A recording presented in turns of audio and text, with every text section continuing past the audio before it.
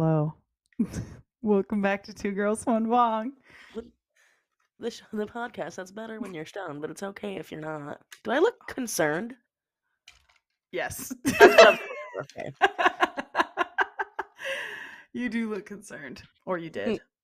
My name is MacDizzle. I'm Joya. Let's dive on in. Dive on in, bitch. Why are you concerned? Are you concerned about me? No, I just wanted to display an emotion to start the podcast today, and that was the one that came to my face. All right, let's do another one. Guess what I'm feeling. Okay. She's scared.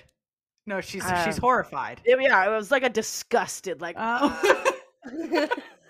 like somebody just. Okay. It was Amber Heard took a dump on Johnny's bed. That's. Oh my god! I think I would have that same reaction as well. Did you know she did that? She pooped in his bed. She left a poop because she was mad at him. Okay, I have a couple questions. Did she poop? Did she just poop right there, or did she poop? Did she poop somewhere else and then move the poop to the bed? See, I don't. It was on his side of the bed too. Devin said. Yeah, okay. Because if she just pooped in their bed on her own side of the bed, that wouldn't even. This wasn't an accident. No. Okay, this was chemical warfare that she was playing. And so I guess she like shit on his side of the bed, and he didn't find. The housekeeper found it, and the housekeeper was very upset. I imagine. The housekeeper was like, "What the fuck is this? There's poop!" And also like, because okay, I think about like a dog poop, and then I think about like a human poop. They're very different. Like, yeah, like what? Was it a full size human poop? Listen, I have not a little turd. I have not seen said turd, but I do believe Amber Heard left the turd. Oh my god, I can't believe that. I did not hear that. No, she took a shit in the bed. She pooped in it. And then there's like a recording of her saying, "Listen, if you think you, Johnny Depp, a man, or people are going to believe that you are a victim of abuse." I was like, "God damn, girl." Yeah, she was like, "Go ahead, tell the world that you are a victim of domestic violence and see who believes you." And I said, "Well, thank God that was recorded." Mm-hmm. Well, thank God. Because, dude, I was actually just talking about this the other day because I think you and I talked about it actually, maybe when we were filming last week. When that whole thing came out about Johnny Depp, when it was Amber Heard's story, I 100% believed it, which also like in general. Believe women. Yes, I believe women. Believe women. But I was so quick to be like, yeah, I could totally see that. Him being a piece of shit. We probably talked about this on last week's episode, so I'm sorry, but I was drunk. But there's no way, in my head, I was like, there's no way that somebody can play Willy Wonka, all of those roles, Jack Sparrow, and fucking Whitey Bulger and be a normal fucking human being, but he is, and I'm a judgmental bitch. But if you look at like him historically throughout his other roles, he did this one movie, What's Eating Gilbert Grape? Yes. Yes. And he had to act with a woman who was really, really large. The character was morbidly obese or whatever. Yes. Where like she to the point word. Where she was really big. She was clinically like unable to walk. You know, she was like unable to walk. So she was bedridden basically. Yeah. So he had to say some really horrible things to that actress when they were filming. And in between takes, he would like sit there and just like profusely apologize and be like, "I don't want to say these things. I'm so sorry." Yeah. So I was like, I know Johnny's got a good heart. Yeah, I didn't know that. I didn't know that about What's Eating Gilbert Grape, but I know that, dude, that movie put him and fucking Leo DiCaprio on the map for sure. On the map, bro. Yeah. Like that was not even on the map, on the fucking like. It was like Academy Award winning. Yes, like excellent. They both legendary status. Yeah. They nailed those roles. They were both very fucking good. Mm-hmm. It's a good movie. I definitely suggest watching it. It's a little triggering, I'm sure, for some people. Yeah. But I think that the story itself it's a beautiful story about loving your brother and your family. Yeah. I haven't seen that in a really, really long time. Yeah, I haven't seen it. Yeah, really I young. was a lot younger when I saw it. My dad made me watch it when I was like a child. Aww. My dad made me watch. He didn't make me watch like sick things, but he made me watch sick things. Like hard, not sick in the sense of emotionally.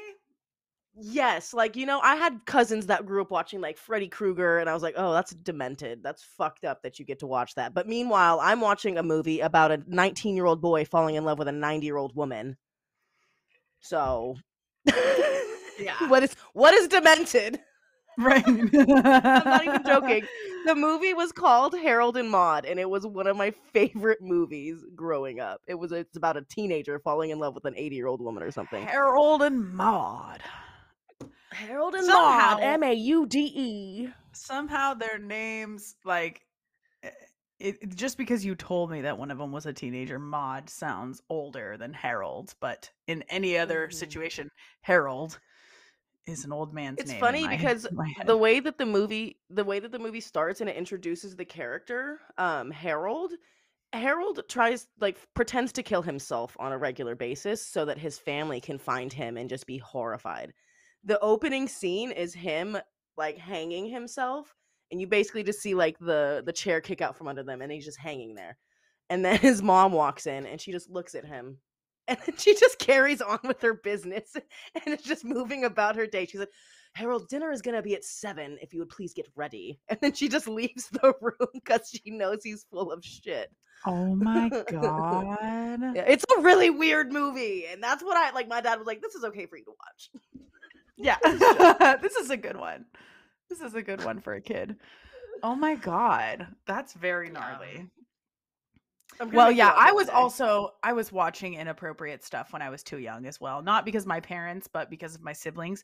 I actually remember my brother and his friends were watching 8 Mile, and there was like the music, the moments you own it, you better never let it go. Yeah. So there was there was like a seating area that was like near the like family room, living room where the TV was. And so it was like kind of like a dining-ish area. Well, are you talking about your old house? The house that I know? My parents' house. Yeah, my parents' house. So you have like the living room, kitchen area, and then like it's a really big seating area by the TV. Well, yeah, so there's like the dining room, and then just across like a doorway is like a seating area with like, now that's like our main family room. Now there's a TV in there, but it used to just be like seating. There was no TV or anything. So there was a TV in the other bedroom. I know, right? Only seating. Wow. You guys can sit and talk. Yeah, but then there was a TV in the other room right across the way. So that's where my brother and his friends are watching 8 Mile, and I'm like sitting kind of in the middle of the two rooms. I was probably like, I don't know, 6, 7. Like, I'm very young, and my brother and his friends start talking about Eminem and somebody else, I don't know, in the movie or something. My brother goes, that guy's a fucking bad motherfucker. Something like just starts cussing, and my dad's like, hey, like just like made this little like, yeah. But I'm like, I'm literally like, it's too late, Dad. Like, I've heard the word fuck too many times. I also remember watching The Wedding Singer with my siblings, and my brothers made me go behind the couch for a part where they're fighting physically. Like there's like a part where 2 men are punching each other or something, and my brothers made me go behind the couch and not watch my parents only ever made me close my eyes for like boobies or something like that. Sex stuff. Yeah. Like sex stuff. Because there's a scene in Dumb and Dumber where the girl like pulls down her shirt and it's headlights on a car. Oh, because he's like dreaming. So it's not even boobs. They literally, I remember peeking through their fingers trying to see, and I was like, this is what they're hiding? Yeah, it's not even boobs. It's not even boobs. That's so funny. Bad. That's really funny. But here, unpopular opinion. I think we should let little kids curse. I think we should stop acting so jarring and jarring when a little kid says fuck. Yes. They're just like, words. Who cares? I was They're allowed just to little cuss. Humans. Yeah, right. It's just words. Like, and also I think there's an important differentiation between cursing and like cussing in general, and then cussing at people and being calling to people somebody. names. Yeah. Yes, because I was allowed to cuss in front of my mom, like when I was like 13, and it wasn't a big deal. But I never called my mom a fucking bitch or said "fuck you, mom." Never. You know what I mean? Oh my god. But I mean, I was allowed to curse. Your own personal. You use it in your own personal frustrations. Yeah. Not towards it. But like coming from somebody who was not allowed to curse, like me, I wasn't allowed to curse. And I want you to know what an annoying little bitch I was at school. One time this girl said, God damn it. And I said, don't use the Lord's name in vain. And then somebody else said crap. And I said, you shouldn't use that word. Crap. I was policing what these other kids were saying. Like, what a lame loser I was. What a lame loser. Let your kids curse or they're going to be fucking weenies. Mm-hmm. Truly. That's so funny. It's very funny for me to think about you being like, don't use the Lord's name in vain.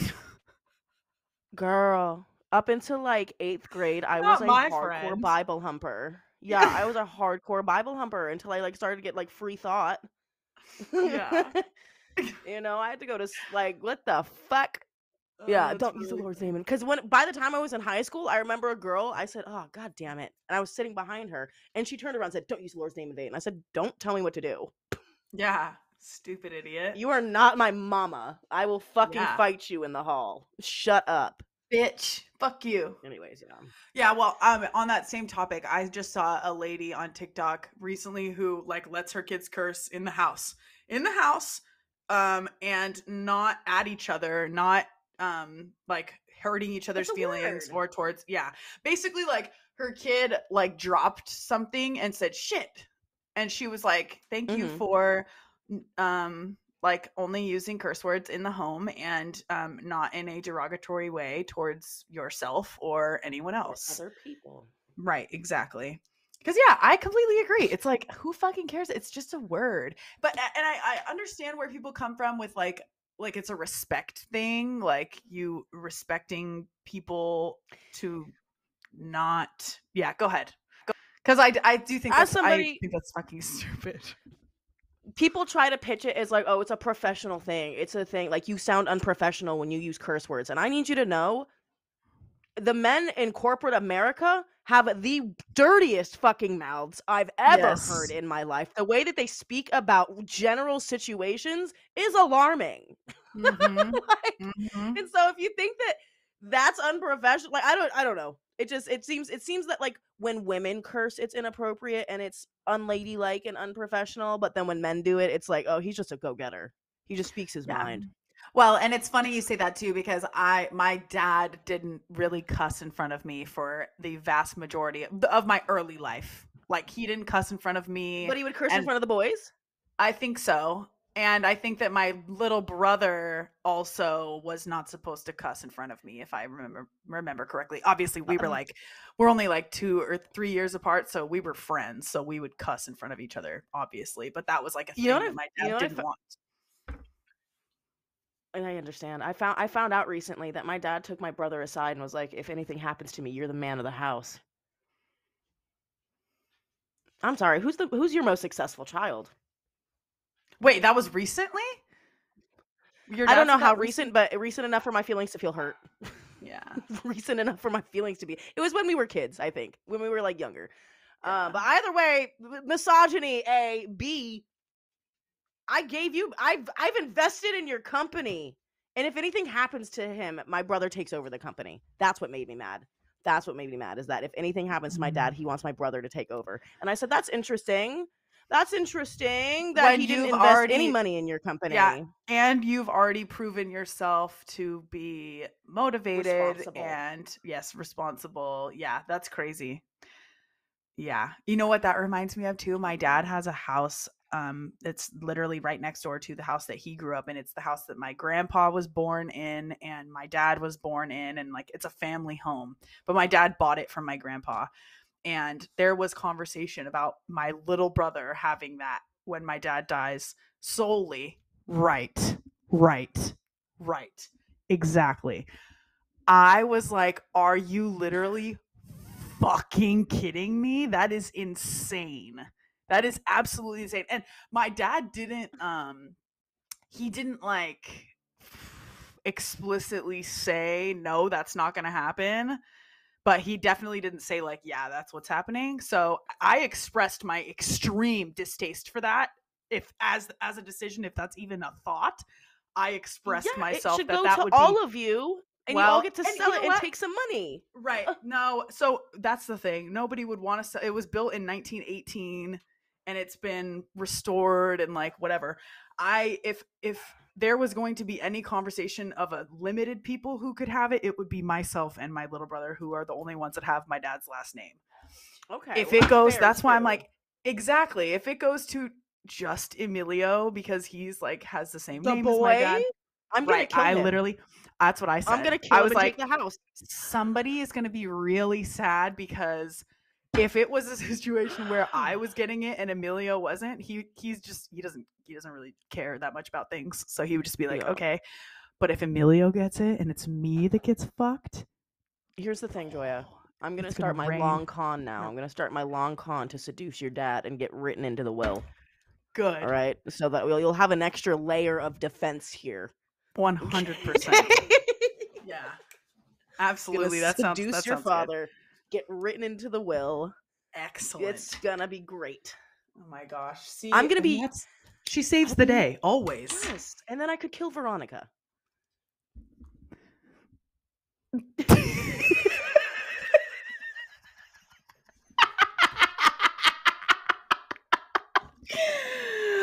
Oh, Veronica, sweetie, you're in danger. You're in danger. You're not safe. Veronica and Stacy are on my hit list. Okay, I have 2 people on my hit list. Fuck Stacy. Fuck. Yep. Yeah. Maybe we'll get into those sometime. But I'm glad to know that you would be there for me in that situation. Love me enough to seduce my dad to get written into his will. Yeah. So that way when he dies, I'm like, well, guess what, Emilio? It goes to Joya. Oh, what a life. Do you want to take a bong rip? Yes, I have one ready to go. Oh, you dumb fucking slut. I do. I also have one ready to go, though. Okay, cool. Yeah, cheers. Cheers, bitch. Uh-oh. Okay, there we go.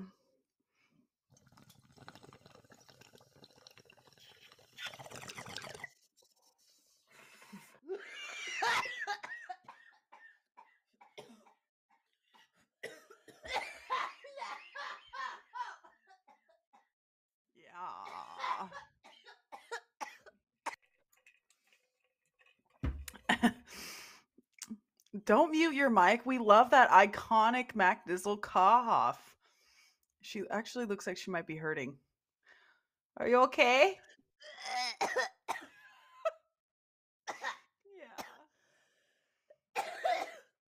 It was my first hit of the day and it got clogged.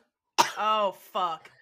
Oh my God, wait, can we talk about how MacDizzle and I were going somewhere? And I was lighting, it doesn't matter where we were. I was lighting the bong for MacDizzle. And oh my God. So I was lighting the bong for her, and obviously since I'm lighting it for her, I was going to pull the bowl for her as well. And I just got a little bit confused. Yes, okay, I hope some of you guys are watching right now because she's showing us what. Okay, so if you look at her bong, look at her setup, the bowl piece looks like it's supposed to have a little handle on it or something, but it doesn't. The handle broke off. It broke. So there's another piece of glass that's looks attached to it, but it has a little lip. There's multiple lips. A lip, you know? Exactly. And so, yeah, I grabbed the lower lip. But I need you to understand is that she didn't just like grab it and like, oop. It was like she did it. She struggled to pull the down out, worked her fingers around it, and then pulled out the entire. And I was just watching this, like, what is she doing? Just at her mercy. Oh my God, yeah, you were definitely like, what the fuck? What are you doing? And you tried to kill me. Yeah, that's what you said. Yeah, you tried to kill me.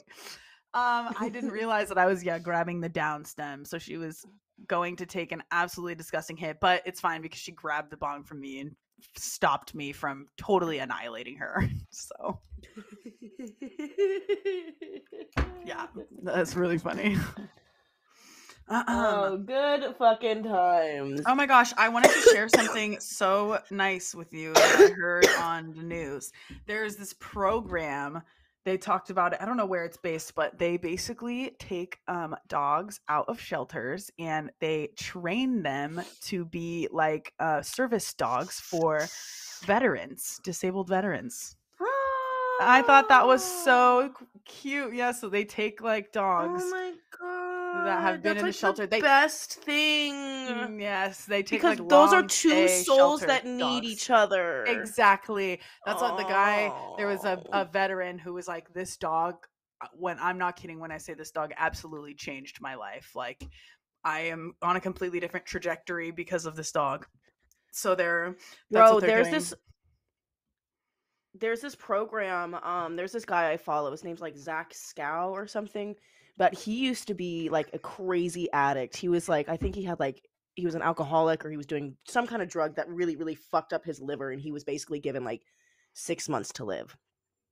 And he remembered, so like the day that it changed for him, he like had gotten up from his bed and he like walked to the mirror, and he had dogs at the time, they followed him while he walked to the bathroom, and he was just looking at himself, and he did not recognize the person he was looking at. But on that same note, he had these animals here who just looked at him like he was God in that moment. And so he was like, I have a reason to live, and it's you guys. And he started this program, and so he does like a ton of rescues. He has a rescue now, but he started this program called the Positive Change Program, and they take dogs into jails and they have inmates train the dogs. Yes. Oh my God, bro. I met a dog who was one of those animals. It was in Washington. We went and hung out with one of Emilio's friends, one of my little brother's friends, moved to the tiny town in Washington that my dad is from. Random as fuck. Walla Walla? Yes, and they are actually friends. Like, it's not like a random person that he talked to once upon a time. That's like, so they're random. Actually friends. So we went to go hang out with him, and one of his local friends had this adorable freaking, it was a pity mix of some sort, and this dog was in the prison getting trained. Yes, and so they had like a notebook that they kept with the dog and wrote down like when he hit certain milestones, like when which they don't, it wasn't like a full training. So I'm interested to hear if the thing that you're talking about is like a full training, or because these guys were just they like board with them and everything. No, they sit with them, they stay with them, and like they take dogs that are like emotionally abused, like the really hard cases. They take those broken souls and bring them to other broken souls in jail. And what's so cool about the program is I don't think I'm misspeaking when I say this, that they have 0% rescinding. Like no one goes back into jail once they graduate from this program. If they graduate from jail, like if they graduate the program, they graduate from jail, they don't go back. Like they find a job in that field usually. Oh yeah, isn't that amazing? Like it's changing their lives, bro. It's changing these inmates' lives. Well, that also just reminds me of that show Pit Bulls and Parolees. Have you seen that? You probably can't. You can't watch any dog shows or anything. They have it. It's like on cable. But they this lady has a rescue in Louisiana and like New Orleans, I think, and she only hires parolees. Like that's all her entire all of her employees are parolees. It's really sweet. And then the dogs. It's not just pit bulls. It's all rescue dogs. So it's really sweet. It's Marley's Mutts is the name of the rescue, and they rescue like dogs with no legs. Yeah, they find the people who really, really need help, you know. Yeah. Oh, that's so sweet. It warms my cold, dead heart. Yeah, I bet it does. It's so cute. I just want to be able to do something like that myself. I just don't have the resources, you know? Like, where do you start? Yeah. Where does one start? And not to mention how much it costs to like, because what I was saying about when they train these veterans to be service dogs, that's like the most amount of training pretty much that a dog can get, besides like being a seizure defense warning dog. Exactly. The service dogs, they have to be highly trained because you need to be able to bring them wherever you go. Yeah. And so it costs a lot of money to train a dog to do have that extent of training. It takes a lot of time. Yeah, exactly. Which freaking means it takes a lot of money. Yeah. Like it was like between like $5,000 and $7,000 per dog, if I remember correctly, what they said on the news, which is like crazy. But you're getting like a so trained little money. soldier at that point. Exactly. You know, like... Yes. A lifetime freaking lieutenant. Wow. For you. That is amazing that they're training these pups in shelters for veterans. I know. Really, really sweet. Everybody, if you've ever saved a dog before, saved any animal, God, you rock. Look, there's people who have pets that they've bought and like whatever. That's your journey. I need you to know you are missing out on a love that you cannot and will not experience until you rescue. All right? My dogs love me. They fucking love me. You know who has the most respect for me? Indica, the one who I got full grown from the shelter. She I'm telling you. I know. I see a complete Oh, poor baby. I do. I see a huge difference in... I mean, we saved Remy from the shelter, but she was still very... She wasn't in there that long. She wasn't in there that long. She was in there like 30 days. Cashy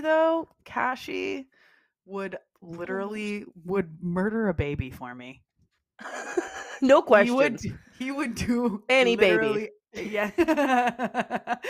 Yeah, he would do anything for me. And yeah, Frankie is just an entitled little bitch. Though she is amazing. She's a great dog and she does listen well. Yeah. But she is entitled as fuck. She's like, you're giving me whatever you have. All she knows is cushy life. Exactly. Yeah, all she knows. Yeah, so that's funny. And yeah, the other thing is too, you can rescue a puppy. You can rescue puppies. There are puppies. I mean, obviously we know that because MacDizzle has rescued 4. There's only 1 of your dogs. 4. Yeah, I only got one of my dogs full grown. Yeah. But that's true. Yeah. And I was just telling MacDizzle last week too when I was there that the shelter here is doing free adoptions for... was I telling you that?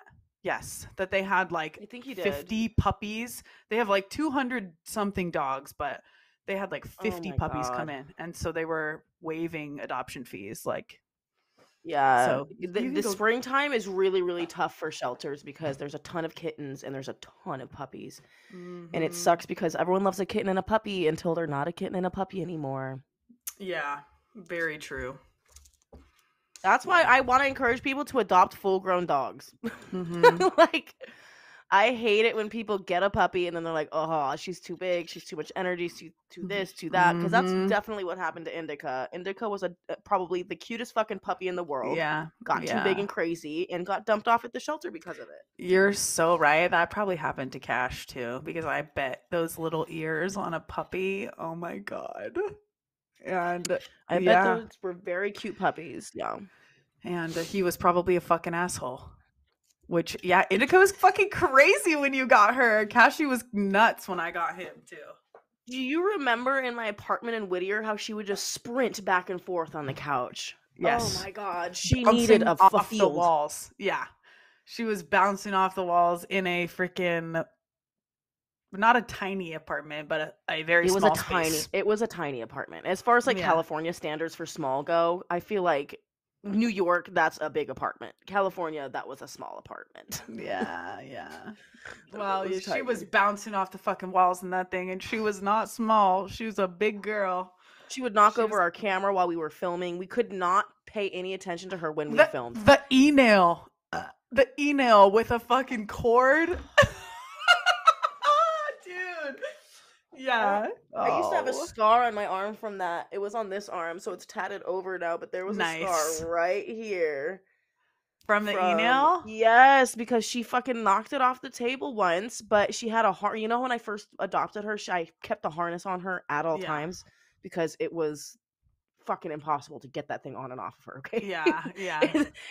I needed to walk her constantly throughout the day, so we kept the harness on.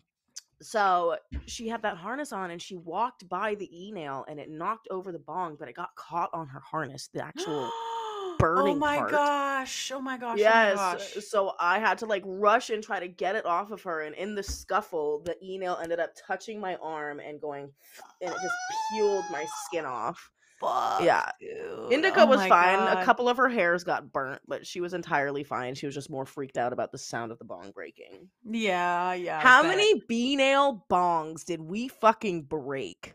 Like 10? Oh my God. I have no idea. So many. Especially because they were really cool about sending us replacements too. Anytime we need of the glass. Yeah. We broke that bong again. Yeah. Oh my God, that's so funny. B-nails. My throat still hurts from that bong rip. Really? Yes. Still? Yes. You know what? Let me do one of those. A dry pull? Oh, dry. Is that what just happened? Is that why it hurt so bad? I don't know. I don't know. That's how I literally cannot imagine a world in which like people prefer to smoke out of like a pipe, like with no filtration or anything. Listen, if you're a person who does that, I want you to know you deserve better. Yes, you deserve do. So much better than that dry pipe. Truly. Your body would be does. A step up. Yes. Honestly, if you're just trying to keep it simple, which I get people are, sometimes like people look at my Illadelph and are like, whoa.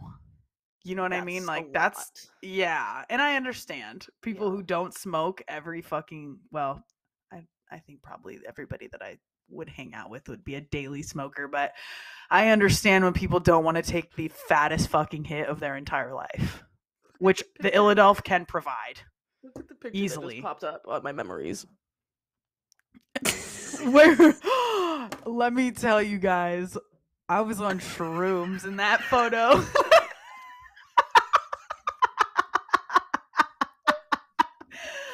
Oh my God! Look at your face. Like you look like something so astonishing just happened. Oh my God! Oh my God! I want to know. Oh my God, that is really funny. I would love to know what had just occurred. That was so fun. Rocking the Crocs in the water. Yeah, buddy. Oh my gosh. Hey, and that's when, and Dev will get a kick out of this one. Because on that little walk thing is when I pooped near. Okay, so let me tell you guys the story. So Devin and I are in the back of the line. I think MacDizzle was somewhere in the middle because she was watching over people, making sure we kept the group together. Yes, she was the sober one. She was the one who was not on shrooms of the whole group. And so Devin and I and Merman were in the back, kikiing and whatever. But I told Devin I need to poop, which happens to me. I have a very healthy digestive system. I poop multiple times a day. I do. And I told Devin, look, I need to poop. And she was like, oh, fuck. But we figured it out together. Devin had a wipe. So that was excellent. MacDizzle is giving me a thumbs up for those of you who are not watching.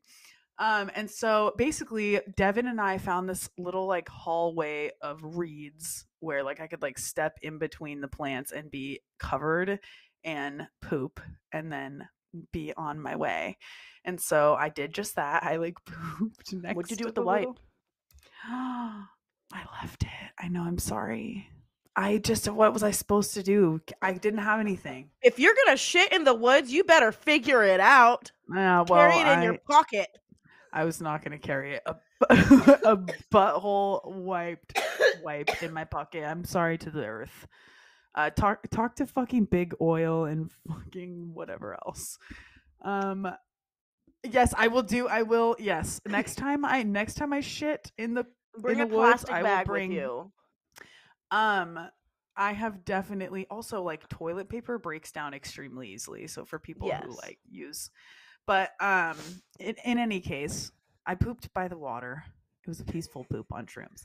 And then we went about our night, and then we came back to the Airbnb later on. MacDizzle shuttled us all back in her one car because she was the only one that could drive. Trips. Yeah, we had to do multiple trips. But then I was like just laying down relaxing, and Arend came barging into the back room and was like, "You shit in the river?" And I was like, "No, I didn't shit in the river," because I didn't. I shit next to the river. But it was a very somehow the story happened that I shit in the river to Arend, and I didn't. Well, I'm telling people that you did. No, don't. And this was that day.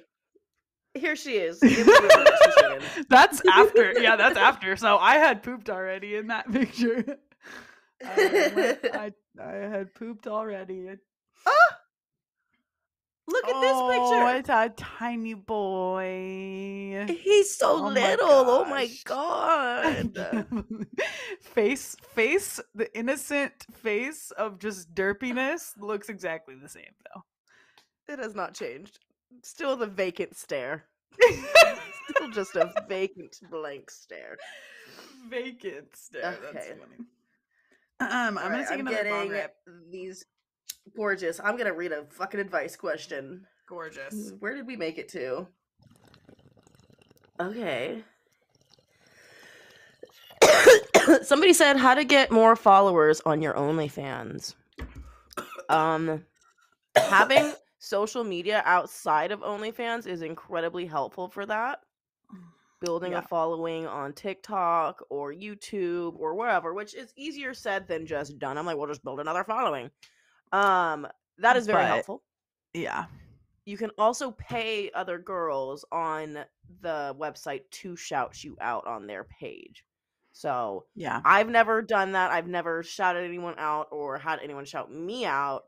So I'm not sure how effective that is, but I'm sure if you're going to a really popular girl's page and she has a ton of subscribers, that at least some people are going to you should come get over. Some. Yeah. So there's two ways to do it. There's also a thing where like if you post or if you get a post on another person's page and you get some people to come over, if your subscription price is like $20 a month or something, or like 25 or something that's like kind of high, then I think there might be some people that are like, I'm not just going to subscribe to this person that I don't really I just found out about. Exactly. When I don't really know much about them. But I feel like if your subscription price is like $15 or less, then it's way more likely that people are gonna freaking, unless you got some, unless the preview that you gave was like fucking lit as fuck. Yeah. But that's wonderful advice, MacDizzle. So good job. Yeah. How was your bong rip? Yeah. It was good. I think I could have done more, so I think I'm going to do another one in a minute. All right, period. So somebody just says, how do I mention I want to try long-distance relationship? To who? Like, how are we mentioning? Are you saying, are you leaving? Are you like, I want to leave, but I want to keep dating? Or is it like, your bae is leaving, and so you guys are going to basically break up, and you're saying no? I want to try long distance. How do you feel about long distance? Or do you guys, or I could never, but that's just me. Like, I can't be away from my person it's very difficult.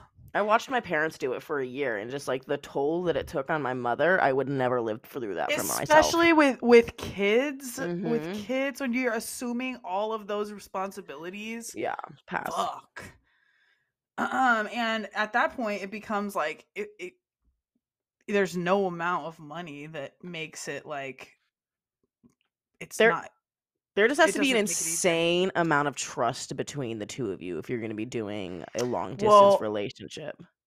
I was just the responsibilities of, okay, so if we're not talking about a parent or a family anymore, if it's just a couple, then yes, trust is extremely important. Because when we were just a ton of problems. Yes. When we were just talking about your parents, I'm like, dude, it's not even the trust I would think about. It's like the fucking responsibilities of like raising a family. Yeah. But yes, when it's just like a couple, dude, yeah, there is very few relationships I think that could withstand that. I could do like if I knew that it was like temporary, like if Adam was like, I'm gonna go live here for 6 months and I'm gonna make an insane amount of money doing it, and then I'll come back. I'd be like, I'd cool, be like, so okay. I'll come live with you then. Right, which is also the easy freaking an easy fix. So yeah, I can't imagine that would be something that we need more context. Yeah, I don't understand the context here, but if you want to spread your wings and fly and you want to keep your bae while you do it, tell them. Express what do you mean? yourself. How did you just tell them? Be like, look, I want to spread these wings for reasons A, B, C. Yes.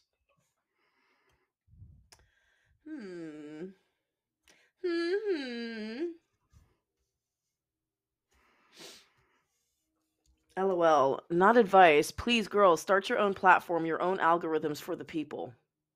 Honey, do you know us? Welcome to the WeedTube, where you're watching this video right now. The platform we created. Here we are. Unless you're listening to this on Spotify, but in which case, get your ass to fucking WeedTube, dude. I appreciate you listening on Spotify. Stay on Spotify. Stay there. I love you there. We need listeners there, baby. We can't take everyone. Yeah. Okay. Okay. Should I break up with my boyfriend? I pay for everything now. He has no job or money. Well, yes. I understand that that's irritating. Did you start this relationship like that? I just have a lot of questions. Is that person trying at all to get a job or make any money? Like, yeah, like are they attempting to better themselves in any kind of way? Because right now, the way you worded it, it's not looking so hot.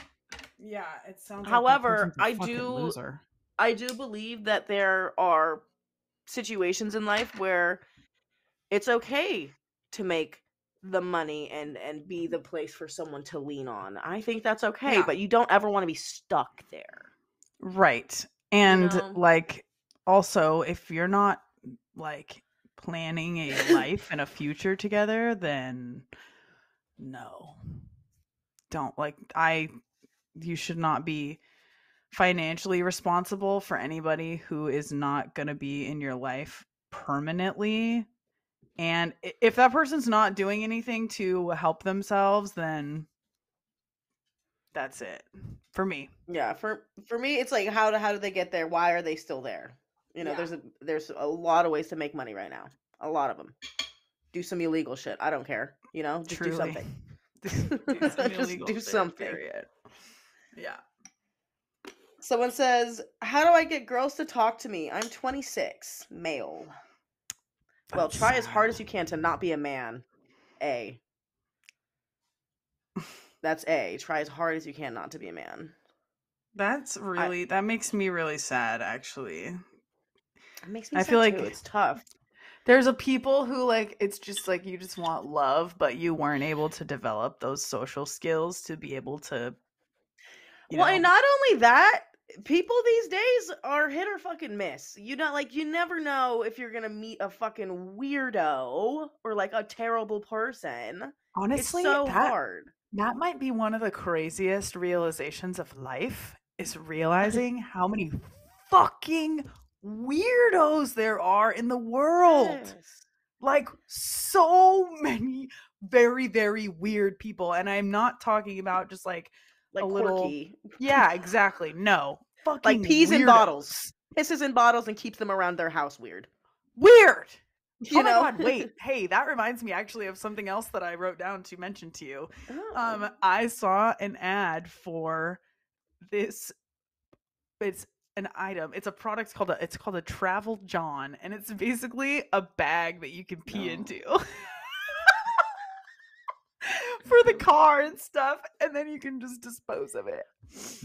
Oh my God, I peed in my car 2 days ago. Yesterday. Shut up. I am not Shut up. lying to you. We went to Full on peed. Oh, you peed in a cup? Nope. I had Peed a your bunch pants. I had blankets in the car, and so I put like a pillow of blankets underneath my puswacha and just peed into the blankets and threw the blankets away.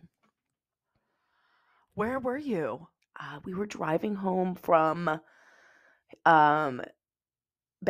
We were driving home from Benihana's, and I had a couple bevies there, and there was traffic on the freeway. It was like 24 minutes until we were going to get home, and I was like, I'm not going to make it.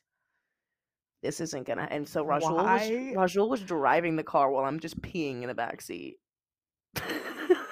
Did the pee leak onto your seat? No, there was enough blanket. Okay, that's good. It was absorbent. It was like you didn't have a cup to pee into in your car? No, I had just gotten it detailed, so they threw everything out. Up. Yes. That's the worst. That is the absolute worst. When I have a moment where I really, really, really, really, really need to pee. Well, first of all, I'll pee anywhere. I'll go into any public bathroom. I have good enough leg muscles that I could squat. I don't need to sit on every toilet seat. Or I'll pee on the ground somewhere. I'll pee in a bush. I'll pee right outside my car. I don't give a fuck. I will love literally a good bush pee anywhere. But I hate when I clear out my car of any and all trash that could be useful, or like maybe like a couple napkins or something that you could use to like wipe after. Hate that. Hate when that happens. When you're like, dang it, I did something good for myself, but not for my future self. Yeah. That needed something to pee in. That's fucking funny. I'm going back in for another bong rip. I love that. I'll pack one after this. Cool. Somebody says, have you guys ever had to argue with the other's significant other? Oh my gosh. Like argue with each other's boyfriend? Yeah. Like you and I had one incident with an ex. With your ex, but like that was, I think A, we've already spoken on it, and B, that was fucking years and ago. You didn't. I don't think you. I didn't speak to him. Really, exactly. He had beef. I was like, "What are you talking about?" There was no direct. Yeah. I would literally never like argue with your boyfriend. Me either. I would never do that. I would, if I had anything to say, it would be to you, unless it was like a situation where somebody was like really, really, really mean to you, and I'm like, I don't know, like if Rajul was like, "Fuck you, you stupid bitch," and I was standing right there, he'd be like, "Hey," then I'd be like, "Don't say that to her." But like as far as like, which I don't think Rajul would ever do, let alone in front of me. But yeah, I can't imagine arguing with your boyfriend or any of my friends, anybody. Yeah, that's I'd be like, MacDizzle, let's talk. But I would never argue directly with somebody that was your partner. So hopefully that doesn't happen to them. I don't know. That's awkward. Yeah. Like that's really weird. And it's like, I wouldn't do anything regarding something in your life that would put our relationship at risk. Yeah. Like, so yeah. No, the answer is no. LOL. All right. Someone says, do you know who, I don't know how to pronounce her last name. I hope I don't butcher it, but Drew Afaulo? Afaulo? It's Afaulo, right? Afualo, I think. Afaulo. That's how this person spelled it. So I don't actually have the correct one in front of me. I don't know. I think she's dope. I love the way that she grabs men by their testicles and makes them cry. You know? Yes. If we're gonna be grabbing women by the pussy, let's grab men by the balls. Yes. Right? I have no qualms about her. What did they ask us? How we feel about her? Just thoughts on her. Oh, because she's a little I think she's fucking hilarious to people, apparently. I think she's hilarious to me. Too. She's controversial to some people I could see. Not to me. Not to us. Not to me. Not to a misandrist. Controversial right? I fucking love her. Yeah. To you. To you. To you. No, but so people are trying to, because when people get popular, people love to find reasons to hate someone. Yes. So she did a collection with like Shein, which is fast fashion. Shein, there you go. Which is fast fashion, and so people are like, "What the fuck, Drew? Fast fashion's bad for the earth." Blah, blah, blah, blah. So they're trying to like drag her for that. But I don't fucking A, get your coins. B, what the fuck? They're gonna make those fucking clothes either way. Yeah, I mean, I understand the plight. Like, it's hard. It's really hard. Drew nowadays. Is not the problem. Fucking Shein is the problem. Yeah, well, and also fast fashion. It's fast fashion culture. That's the fucking problem. Yeah. Like, yes, everybody's contributing to it, but it's like, that's what also I feel like y'all don't have to buy the collection. Yeah, exactly. It is a culture. Like, it's a fucking, and there's so many things about, I was actually just thinking about this with the topic that was in my head was fucking gun violence, because there's people who are like, the guns are the problem, we can't have guns, which yes, guns are a problem. And then there's people who are saying mental health is the problem, like we need to like help these people. But then I'm right here and I'm like, it's a fucking culture in America. We have a violent fucking culture. There are not shootings like this in other countries. Nowhere, it is an exclusively American issue. Nowhere else that is a like a democracy that doesn't have like that's not that's allegedly politically stable, not a politically unstable country where there's freaking the military coups or whatever, and like the terrorism with guns is an exclusively by civilians unique. Is an exclusively American issue, because there's obviously armies and people who are doing that in different countries right now, but exactly this is just civilians going up and attacking other civilians. It's not, there's often no political drive, there's no reason. There's also because I do think, and that's what I was watching somebody talk about, how we need to reserve the word terrorism for things politically that are charged. Exactly. Because if we just call every major attack a terrorist attack, then terrorism itself starts to lose its meaning. So what, like, is domestic terrorism the next word we use? Well, no, these are terrorists to me. No, domestic terror. What they were talking about was when they were talking about the shooter that was on the train in New York. Oh, okay, because they didn't want to call him a terrorist yet because they didn't know what his motives were. Exactly. And then it's the same thing like for many school shooters, like you were saying, that there isn't a fucking motivation. It's just like, I want to fucking hurt people. And that's as hard as it's because we want to call them terrorists because they cause terror. But it's just a different word. But those people are literal pieces of fucking shit. Just like murderers. Yeah. So yes, that's what. Yes, my thought was it's going to take us so long to fix so many of the problems that we have because they're culture issues, and culture is a slow evolution. But like, look at racism, honey. Yeah, we're still chipping away, man. Exactly. So fuck, dude. Yeah. It's hard out here for a pimp. Yeah. But thoughts on Drew? We love Drew. Love Drew. Literally, Drew. She's hilarious. Love her. And if you're sitting there like, well, she's just being a bully. What the fuck? Have you been alive at all for the last, I don't know, ever? Mm-hmm. Men have been bullying women this entire time. And they're not good at them. it. They're killing them. They're not good at it. But they're actually, truly hurting people, and I don't think Drew is just fucking hilarious, hurting their feelings. Good. And if your feelings are hurt, oh my god, don't be a misogynist. Exactly. Stop talking about women if you don't want her to come for you. Period. It's an easy thing to avoid, but they really actually are like confused about how sexually attracted they are to her, and so they're like, wait, I'm confused. I'm confused by my feelings for this person. What's the secret to a lasting friendship? This is such a hard question.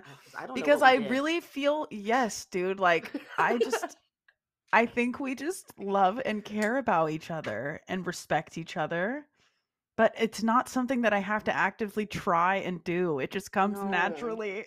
Yeah. So, I think part of our Mm. special sauce is that we did get into something that a lot of people maybe wouldn't bounce back from, but we came back from that, and I feel like ever since then we've been like unshakable. Like there's nothing Yes, that can be definitely. thrown to be like, oh, you know, Yes, I that you completely weather the agree. storm. So I think the secret to a lasting relationship or friendship is to weather those storms, you know, if Yeah, they're worth it. If it was a yeah. case of miscommunication and that was it, fucking humble Mm-hmm. yourselves, Right. you Which, know? yes, so many people have a problem doing is like actually even letting your pride go for a Yeah. second and freaking. But then again, I don't think like we've talked about this before because it's like you have to decide whether a relationship is worth putting the effort into because Mhm. sometimes people have like our friendship it was never like toxic. We never No. purposely hurt each other's feelings or you know what I mean? And so I think like there's like a certain level of like you need to know if it's a good and true friendship, then you're going to want to, you know, bring that back from wherever it goes if it goes into a bad place. You know what I mean? Yeah. Yeah, I do. I'm gonna take this bong rip. Yeah, please do. So I can't believe I literally, and we're going to do this every year basically for the rest of our lives, but it's like, I can't believe we've been friends for Another year down? yeah, 7 years. Like, what the hell? Crazy. That's almost 10. I know. It's only 3 years away from 10. I know. Well, damn. Okay. Advice on moving states. I don't have any advice. What about you, Jeej? You know, it's funny. I was actually just had a message from somebody who asked me about like movers and the whole actual moving situation. I don't know. I need more of a question than that. Advice on moving states. I have no idea what you mean Like by general advice, like should I get rid of all of my furniture? Should I buy new stuff? Should I bring my old stuff? What kind of place what should I look for in a new state? What's something that I need to think about when I'm choosing a city to move to? that's a lot of questions. So I would say I think that having somebody, my sister lives here, like she lives a few hours away, but it's like close enough. And I think that was a huge determining factor for me, having somebody that I know that Having a I support can system out there. exactly. Even though I don't see her very often, I see her but every few months. It's still in the back of your head that she's just a couple hours there away. Exactly. So that made a big difference. And I will say too that like when we first moved, we had like a couple people that we knew, and that definitely helped. Like if I didn't know anybody at all, because even like still the people that I met or that I knew when I came here, they're not like close, really really close friends. They're just, you know what I mean? So I feel like if I didn't have anybody at all to hang out with, I think that would be really a little difficult for me. Like even though Adam and we actually hang out just us all the time, but having the option to have a friend or hang out with like another couple, which we also do all the time, that was like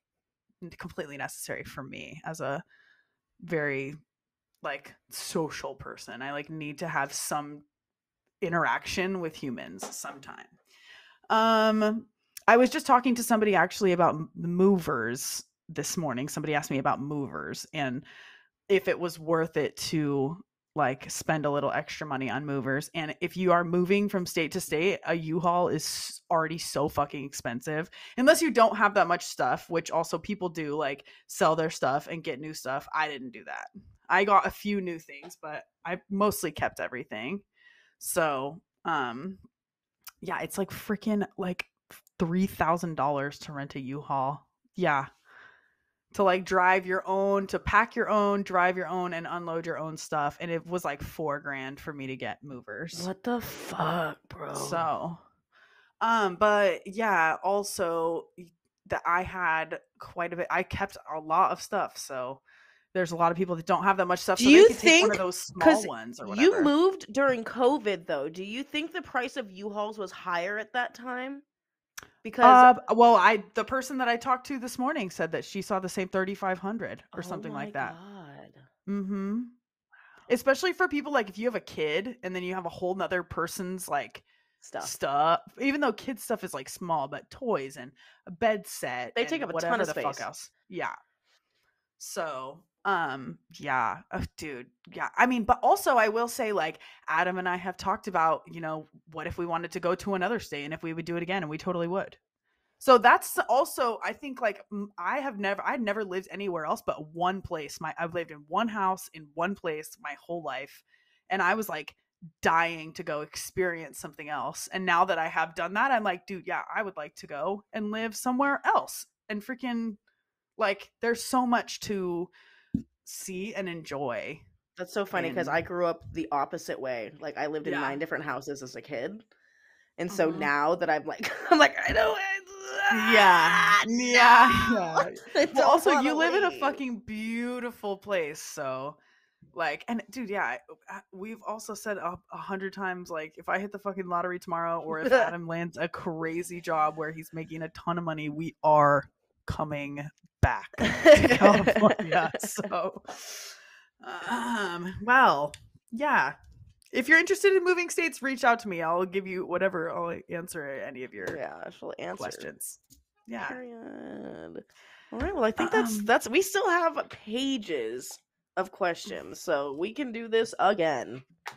Gorgeous. Perfect. All right. Well, thank you to everyone who submitted a question via my story on Instagram. I appreciate you. If you guys don't know, Joya still doesn't have her account back, but she's working very diligently every day sending appeals, right? Yes. She's working so hard to get it back. She's caring a lot. I do care a lot. I'm having a hard time. But in the meantime, follow her other Instagram. It's the Joya G, all one word, TheJoyag. Yes, ma'am. Gorgeous. JOYY. Go follow me there. Find me there. YYYYYA. Yeah. 5 Ys. Yeah, it was good. Very simple. It was 5 Ys? I thought it was 4. Wait. Joya with 4 Ys. You're right. Wow, yeah. It's been so long. I didn't even remember how many Ys. Anyway, yeah, go follow me there until I get my fucking page back. Thank you. We love you. We'll see you next week.